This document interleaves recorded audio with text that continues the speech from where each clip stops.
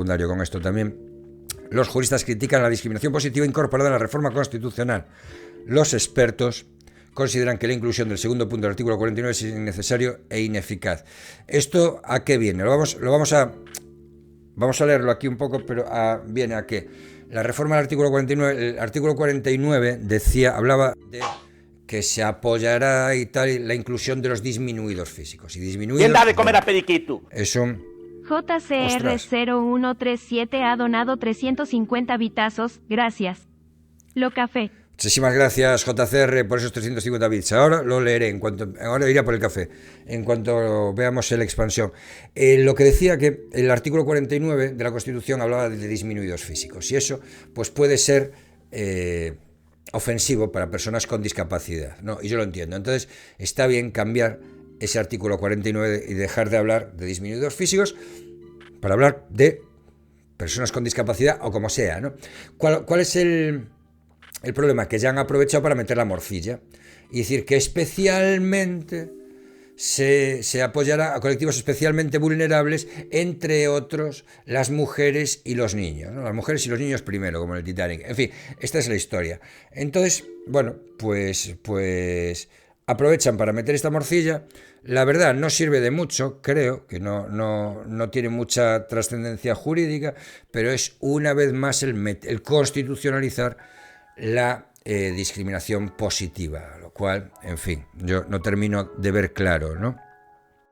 Dice que disminuidos por personas con discapacidad, el Congreso aprobó este jueves la reforma del artículo 49 de la Constitución con un consenso general del que se apeó Vox, que rechaza la inclusión de un trato específico a las mujeres discapacitadas. Claro, yo lo entiendo, ¿eh?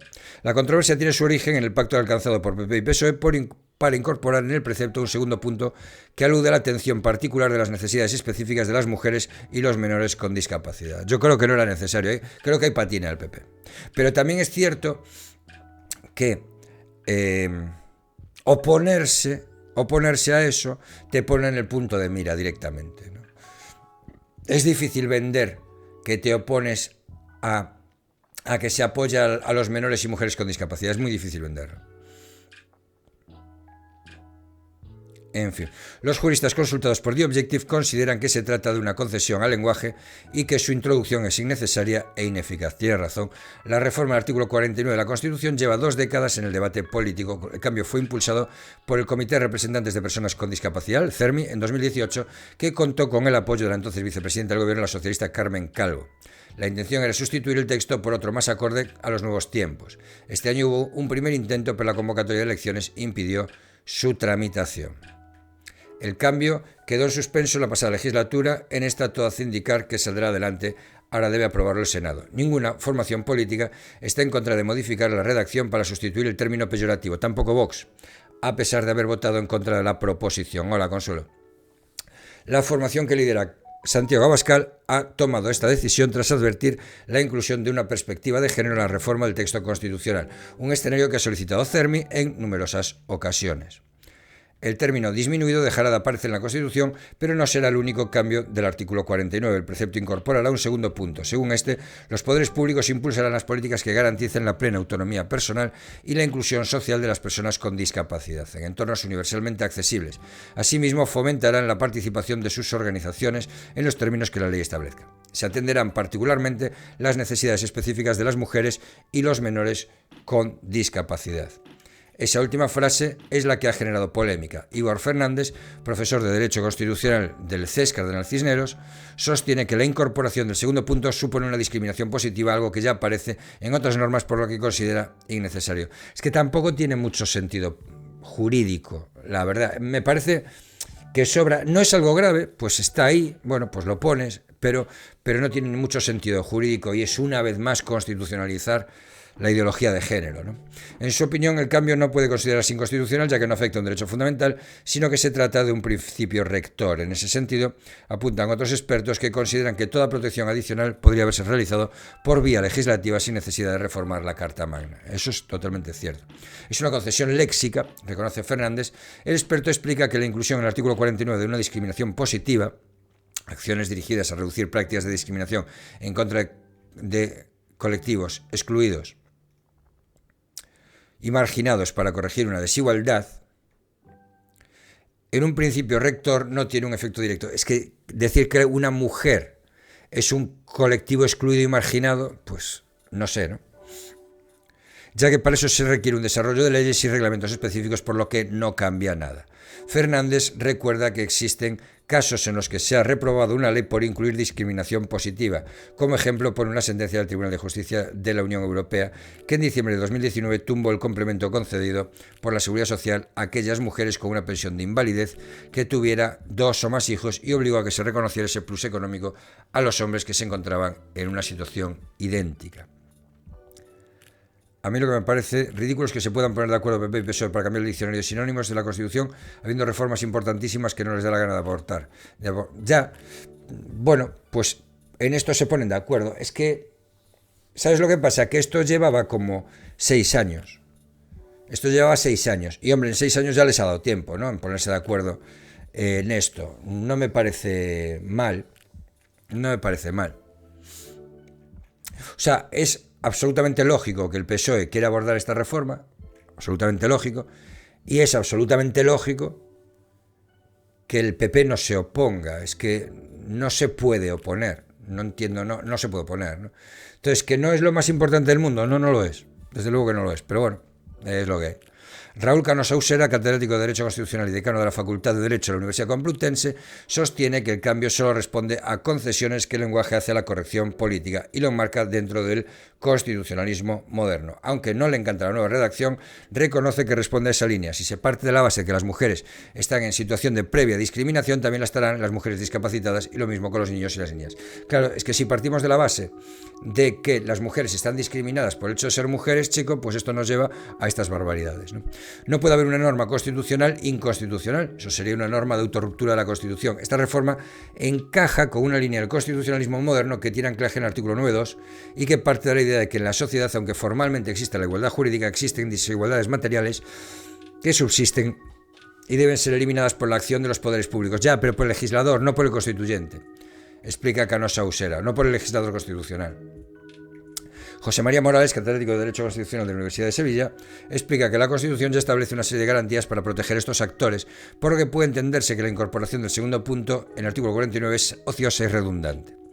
Los artículos 14 y 9.2 establecen una especial garantía para impedir la discriminación, insiste el profesor. En su opinión, la entrada de esta discriminación positiva no supone que difiera el contexto, ya que lo que sugiere es que los poderes públicos cumplan su función de impulsar las políticas de igualdad. La inclusión supone insistir en evitar una situación de discriminación de estos ciudadanos que son sectores más perjudicados de esa categoría, los discapacitados. Yo no entiendo que las mujeres discapacitadas estén más perjudicadas que los hombres discapacitados. Te digo la verdad, sinceramente, no. Jory explica que el problema de la reforma constitucional pactada por PP y PSOE está en la inclusión del término menores. Aunque yo tengo una hemiplegia izquierda, no me quitarán lo bailado durante estos 57 años por cambiar la denominación de personas con discapacidad. Buenos días a todos. Buenos días, mente desconocida. No va a mejorar tu vida en tu día a día porque quiten eso, ¿no? No va a mejorar tu vida. Ahora, que a ti te llamen disminuido, pues yo entiendo que a ti te pueda parecer ofensivo. O no, o a lo mejor no te lo parece, pero entiendo que haya gente a la que eso le pueda parecer ofensivo. Como cuando a las personas con síndrome de Down se llamaba subnormales, ¿no? Pues, ¿era ofensivo? Pues, hombre, era ofensivo. Y estaba en la ley, lo de subnormal. O sea, Roberto Blanco Valdés, profesor de Derecho Constitucional en la Universidad de Santiago, considera que el cambio de términos del artículo 49 es irrelevante porque solo pretende contentar la exigencia de un grupo, en este caso el de las personas discapacitadas que prefieren que se les trate de esa manera. Sí, claro, pero ¿y qué? O sea, bueno, en cambio alerta de que el párrafo que hace mención específica a las mujeres vulnera el principio de igualdad porque lo que justifica es un trato distinto para los discapacitados, no es el sexo, sino la discapacidad. Ahí tienes razón. Y mira que no salto de mi devoción, Blanco Valdés. No lo trago. Este era un tío que estaba muy ahí en UPyD y tal, y el problema es que él se cree un alto intelectual y tampoco, pero bueno. El grado de discapacidad debe determinar el nivel de apoyo y ayuda. Un hombre con una discapacidad más elevada merece más atención que una mujer con una discapacidad menos elevada, insiste Blanco Valdés. Hay cosas más importantes que arreglar, Pablo, esto no tiene trascendencia alguna ni mejora social entre españoles. No es cierto. Es cierto, pero el que haya cosas más importantes que arreglar no quiere decir que esto no haya que cambiarlo. ¿Estás en contra de que se quite el término disminuidos de la Constitución? Es que si vamos a eso, siempre va a haber cosas más importantes que arreglar. Siempre. Siempre. Toda la vida. Entonces, pues seguirá. Entonces se seguiría.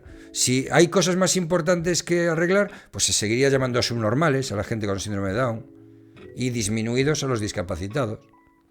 Si siempre hay cosas más importantes que siempre va a haber cosas más importantes que arreglar, pues esto en algún momento hay que hacerlo, ¿no? Claro, pues entonces, bueno, en algún momento habrá que hacerlo.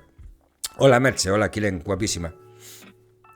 Esta será la tercera reforma de la Constitución desde su aprobación en 1978. La primera tuvo lugar en 1992, cuando se incorporó la coletilla y pasivo en el artículo 113.2. Este cambio permitió que España pudiese firmar el Tratado de Maastricht, que estipulaba que los ciudadanos de la Unión Europea que residen en otro Estado miembro tienen derecho a ser elector y elegible en las elecciones municipales del país miembro en el que vivían.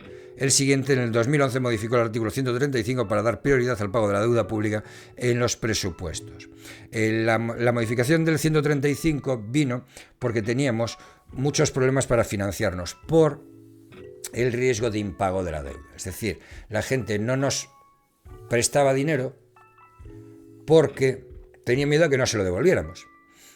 Entonces, al poner en la Constitución que se priorizaría el pago de la deuda antes que cualquier otra política del Estado, esto obligaba a que los presupuestos generales del Estado, la primera partida fuera para el pago de la deuda. Entonces esto garantizaba a los deudores de deuda pública española que iban a cobrar, ¿no? Entonces eso supuso, el introducir eso en la Constitución, supuso que bajara el coste de financiación de España, ¿no? Fue una buena reforma que creo recordar que se llevó a cabo entre Zapatero y Rajoy, creo recordar, y en fin, que tuvo un buen resultado. Bueno, esto es lo que tenemos.